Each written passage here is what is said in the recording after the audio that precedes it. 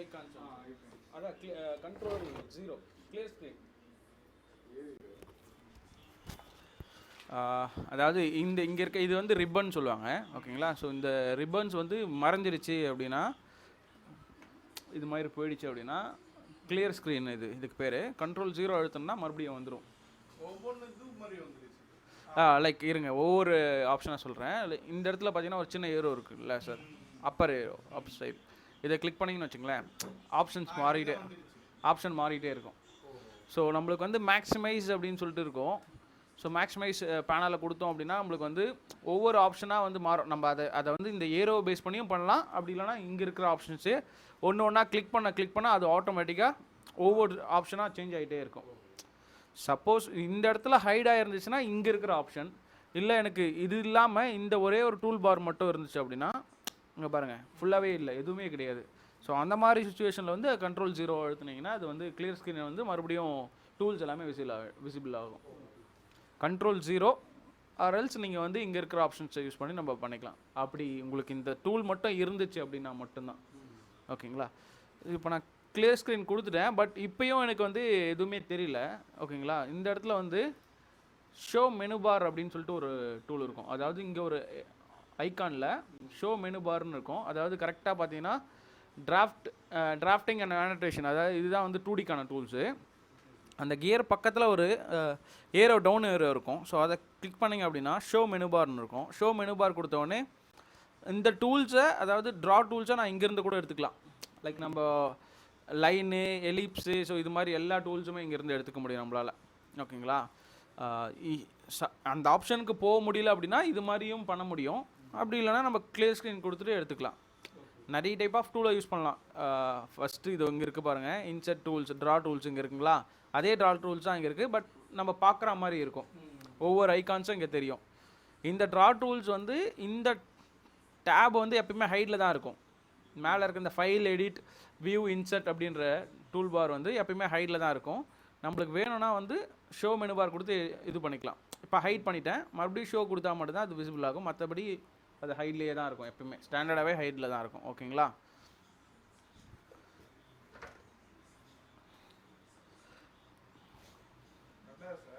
சொல்லுங்கள் sir. Okay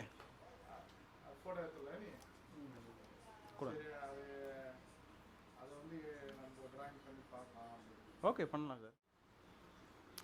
so இதுதான் plan ஓகேங்களா. இதுதான் பண்ணணுமா? ஓகே சரி ஓகே. இது அப்படியே ட்ரா பண்ணலாமா? அப்போது இன்றைக்கி ட்ரா பண்ணிடுவோம் ஓகேங்களா. சரி ஓகே, நீங்கள் எனக்கு சொல்லுங்கள், நான் அப்படியே ட்ரா பண்ணிடுறேன். ஸோ அதுக்கு முன்னே நான் பண்ண வேண்டியது என்ன அப்படின்னா, யூனிட் செட்டப் போயிட்டு நம்ம செட் பண்ணிக்கிறோம். இன்ச்சஸில் இருக்குது. இந்த இதில் பார்த்தீங்கன்னா ஆர்கிடெக்சரில் வச்சுட்டு 1/2 கொடுத்துக்கிறேன். இது இன்டர்நேஷ்னல் ஸ்டாண்டர்டில் இருக்கட்டும், ஓகே கொடுத்தாச்சு. மற்றபடி எனக்கு இதுவும் தேவையில்லை. இது என்ன பண்ண அப்படின்னா ஜூம் ஆல், இது மாதிரி வெளியில் அவுட்ரு இருந்ததுனாலும் நம்ம டபுள் டைம் கிளிக் பண்ணுறோம்ல மவுஸ் மிடில் பட்டனை, இது மாதிரி கிளிக் பண்ணால் ஜூம் அதை ஃபிட் டு விண்டோ வந்துடும். அப்படி இல்லைனாலும் இசட் என்டர், ஏ என்டர் கொடுத்தாலும் ஜூம் ஆல் தான். அதை மவுஸை டபுள் டைம் கிளிக் பண்ணலாம், அவர் எல்ஸ் இங்கேயும் பண்ண முடியும். மவுஸ் மிடில் பட்டனை டபுள் டைம் கிளிக் பண்ணிங்க அப்படின்னா ஃபிட் ஆல் அப்படின்னு சொல்லுவாங்க. ஃபிட் ஆல் ட்ராயிங் எங்கே வேணாலும் இருக்கும், அது ஒரே ஸ்க்ரீனில் நம்மளோட இமேஜில் வரா மாதிரி வந்துடும் ஓகேங்களா. இப்போ வந்து லிமிட்ஸ் நான் கொடுக்கல, லிமிட்ஸ் எனக்கு தேவையில்லைன்னு டேரெக்டாக நான் ட்ரா பண்ண போகிறேன்.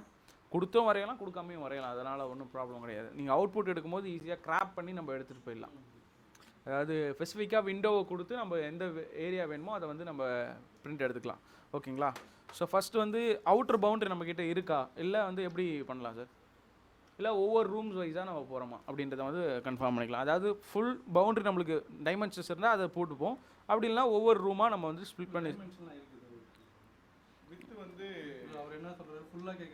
அவுட்டர் பவுண்ட்ரி ஃபுல்லாகவே இருக்குமா நம்மக்கிட்ட? இல்லை சார்,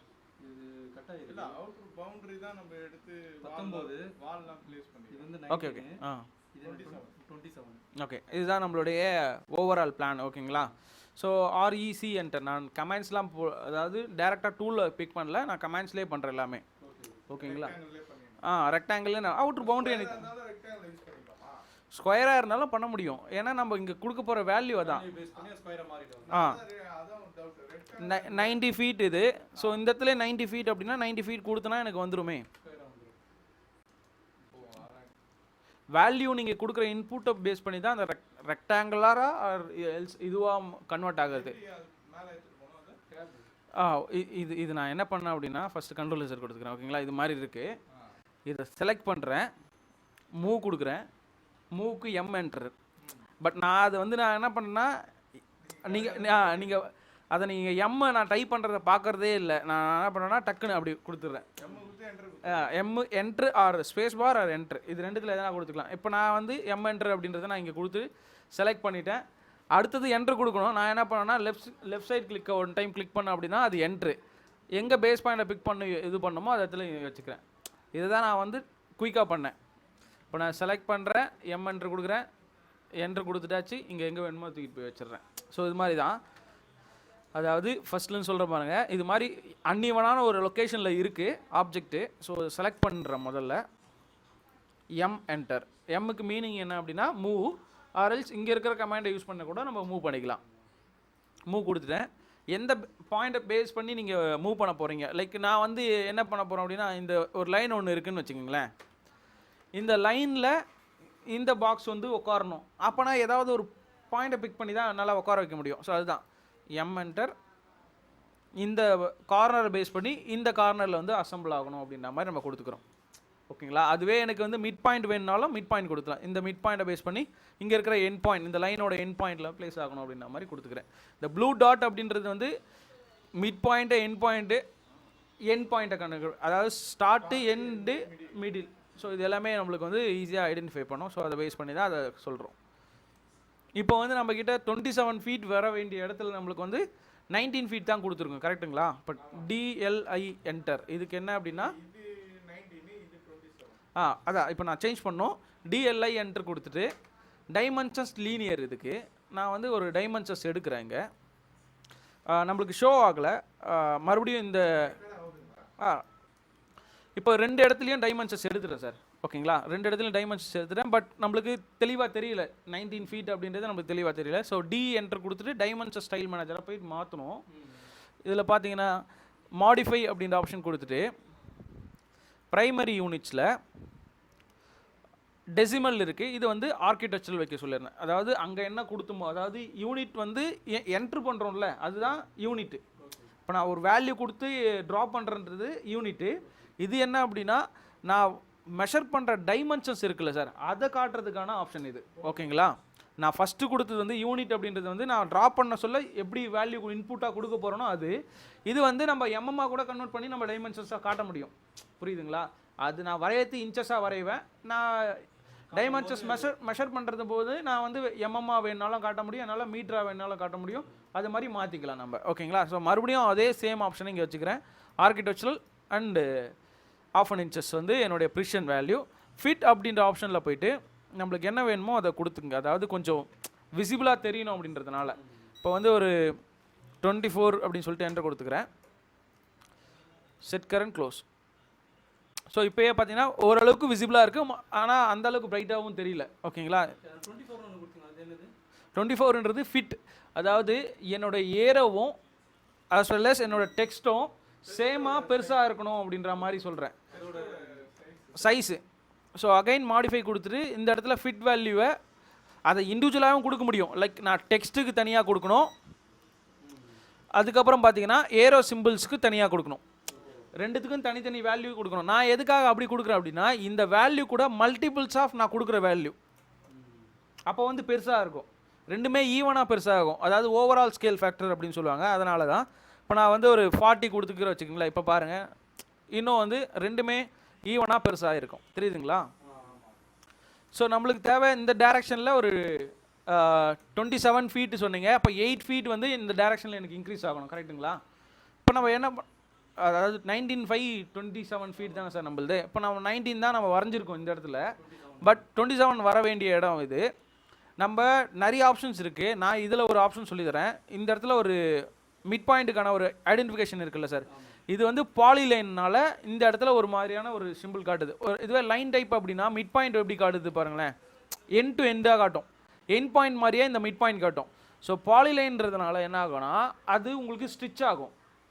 இதுவே இந்த லைன் டைப் அப்படின்னா இது மூவ் ஆகும். இந்த மிட் பாயிண்டை பிடிச்சி இது பண்ண அப்படின்னா எனக்கு மூவ் ஆகுது. இது பார்த்தீங்க அப்படின்னா ஸ்டிச் ஆகும். இப்போ நான் எவ்வளோ டைரக்ஷன் இழுத்தாலும் எனக்கு வந்து அந்த வேல்யூ வந்து மாறிக்கிட்டே இருக்கும். ஸோ இப்போ நான் கண்ட்ரோல் செட் கொடுத்துட்டு இந்த டைரக்ஷனை பிடிச்சி இப்படி இழுத்துட்டு 8 ஃபீட் கொடுத்துக்கிறேன். 27 ஃபீட் எனக்கு ஈஸியாக வந்துடுச்சு. நான் மறுபடியும் அழைச்சிட்டு போடணும்னு அவசியம் இல்லை, எனக்கு ஈஸியாக முடிஞ்சிச்சு. ஓகேங்களா? ஸோ அதுக்காக தான் நான் இது மாதிரி பாலிலைன்ஸை யூஸ் பண்ணி ஒர்க் அவுட் பண்ணுவாங்க. ஓகேங்களா? இப்போ என்ன பண்ணலாம் அப்படின்னா இதை டெலிட் பண்ணிக்கலாம். ஏன்னா செலெக்ஷன் இதுலேயும் இருக்குது, அதனால் ரெண்டுமே சேர்ந்து டெலிட் ஆகிடும். ஓகேங்களா? ஃபஸ்ட்டு வந்து அவுட்ரு வாலை வந்து நம்ம ஃபிக்ஸ் பண்ண போகிறோம். ஸோ எல்லாமே அவுட்ரு வால் மோஸ்ட்லி வந்து 9 inches வால் தான் க்ரியேட் பண்ணுவாங்க. ஓகேங்களா? ஸோ நான் என்ன பண்ணேன்னா 9 என்ட்ரு கொடுத்துக்கிறேன். அதாவது என்ட்ரு கொடுத்தா வேல்யூ கொடுத்து என்ட்ரு கொடுத்தா இன்ச்சஸ் தான். இதுவே எனக்கு ஃபீட் வேணும் அப்படின்னா இந்த கோலன் சிம்பிள் நீங்கள் யூஸ் பண்ணால் மட்டும் தான் ஃபீட் வரும். அதனால நான் இப்போ 1 feet வேணும் அப்படின்னா 12 அப்படின்னு சொல்லிட்டு என்ட்ரு கொடுத்தோன்னா 1 feet வந்துடும். நம்மளுக்கு 24 கொடுத்தோம் அப்படின்னா எனக்கு வந்து 2 feet வந்துடும். ஸோ அதுதான் கான்செப்ட். ஓகேங்களா? இப்போ 9 feet வந்து இன்னர் வாலாக கொடுத்துக்கிறேன். ஏன்னா எனக்கு அவுட்டர் டைமென்ஷன்ஸ் இது தான். அப்போ நான் வரைய ஆப்செட் என்டர். ஓகேங்களா? நான் மறுபடியும் சொல்கிறேன், அதை நான் சொல்ல மாட்டேன். இங்கே இருக்குது பாருங்கள், ஆப்செட் கமெண்ட் கொடுத்துட்டு ஆப்செட்னா என்னென்னா நம்பர் ஆஃப் காப்பீஸை யூஸ் பண்ணலாம். அப்படி இல்லைனா ஒரு எக்ஸிஸ்டிங் லைனை பேஸ் பண்ணி இன்னொரு காப்பி லைன்ஸ் வந்து க்ரியேட் பண்ண முடியும். பட் இது ஒரு பாலி லைன் லூப்டு லைனாக இருக்கிறதுனால எனக்கு என்ன ஆகுதுன்னா ஓவராலாகவே எனக்கு செலக்ட் ஆகுது. இதுவே லைன் கமாண்ட் யூஸ் பண்ணி ஒரு பாக்ஸ் வரைஞ்சிருந்தேன் அப்படின்னா அது வந்து என்ன ஆயிருக்கும் அப்படின்னா ஒவ்வொரு லைனாக தனித்தனியாக இண்டிவிஜுவலாக நீங்கள் கொடுக்குற மாதிரி இருக்கும். ஆப்செட், இது ஒரு லைனு, இது ஒரு லைனு, இது ஒரு லைன். பட் இதெல்லாம் வந்து ஒவ்வொரு சைடும் வேறு வேறு வேல்யூ கொடுக்குற மாதிரி இருக்கும். லைக் வந்து நம்மளுடைய ஓவரால் பிளாட் வேல்யூ இது தான். அதிலிருந்து ஒரு குறிப்பிட்ட டிஸ்டன்ஸ் வந்து எக்ஸ் டைரக்ஷன் ஒய் டைரக்ஷனில் வந்து நம்ம டிஸ்டன்ஸ் விட்டு நம்ம பண்ணுறோம் அப்படின்னா அந்த மாதிரி சுச்சுவேஷனில் லைன் டைப்பை யூஸ் பண்ணி நம்ம ட்ரா பண்ணுற மாதிரி இருக்கும். பட் இது வந்து எனக்கு ஈஸி தான், ஏன்னா 9 inches தான் வேணும். நான் வேல்யூ கொடுக்கல, இப்போ வந்து வேல்யூ கேட்டுட்ருக்கு. 9 என்ட்ரு கொடுத்துக்கிறேன். 9 inchesல எனக்கு கிரியேட் ஆகிடும். So DLI enter means dimensions linear. நம்ம வரைஞ்சது கரெக்டு தான், இருந்தாலும் உங்களுக்கு மெஷர் பண்ணி காட்டுறேன். தெரியுதுங்களா? 9 inchesக்கு எனக்கு வந்திருக்கு.